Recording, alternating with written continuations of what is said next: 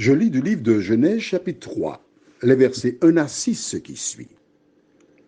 Le serpent était le plus rusé de tous les animaux des champs que l'Éternel Dieu avait fait. Il dit à la femme, Dieu a-t-il réellement dit, vous ne mangerez pas de tous les arbres du jardin?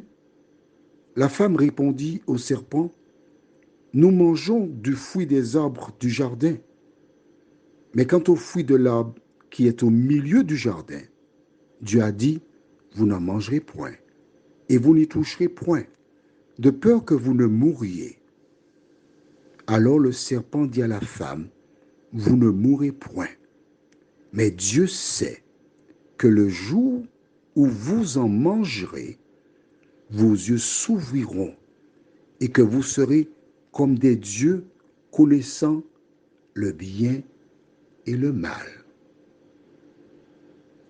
La femme vit que l'arbre était bon à manger et agréable à la vue, et qu'il était précieux pour ouvrir l'intelligence. Elle prit de son fruit et en mangea. Elle en donna aussi à son mari qui était auprès d'elle, et il en mangea. Voilà. Notre thème, c'est le tentateur. Prions.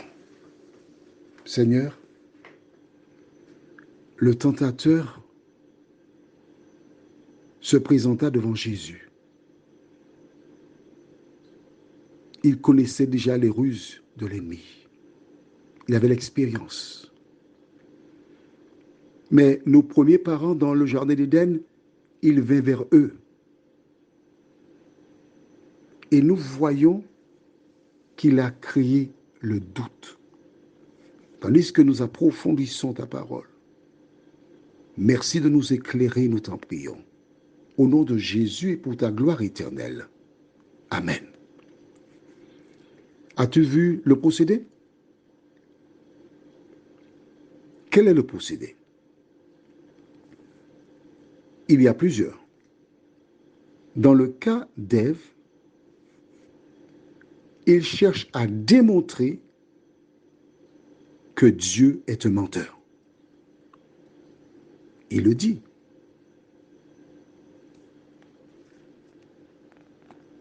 Au verset 5.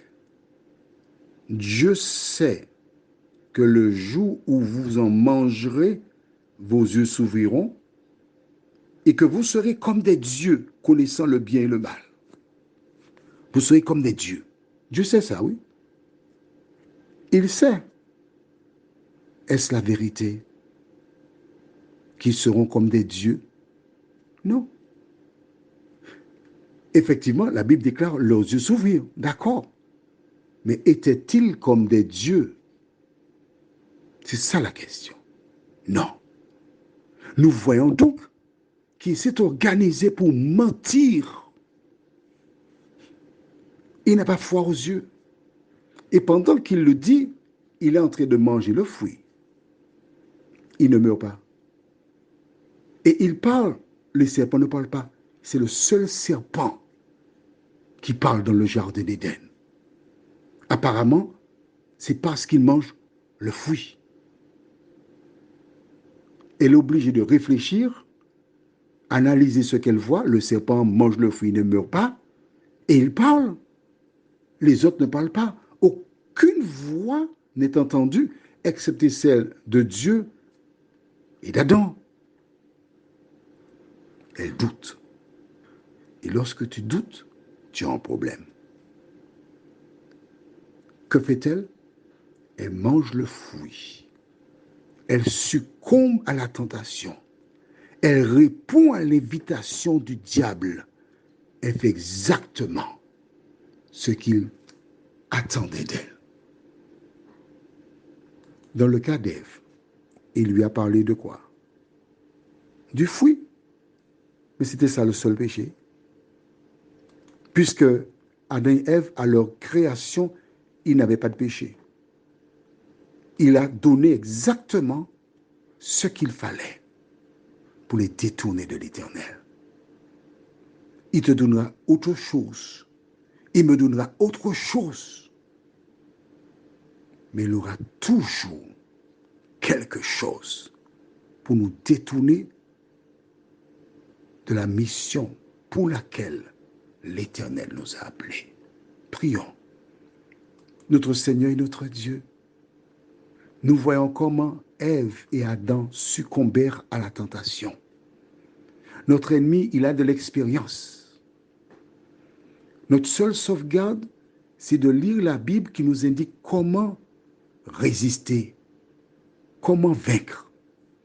Donne-nous de lire souvent les tentations de Jésus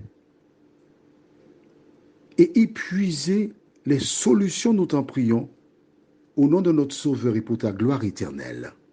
Amen. Je te souhaite une bonne journée.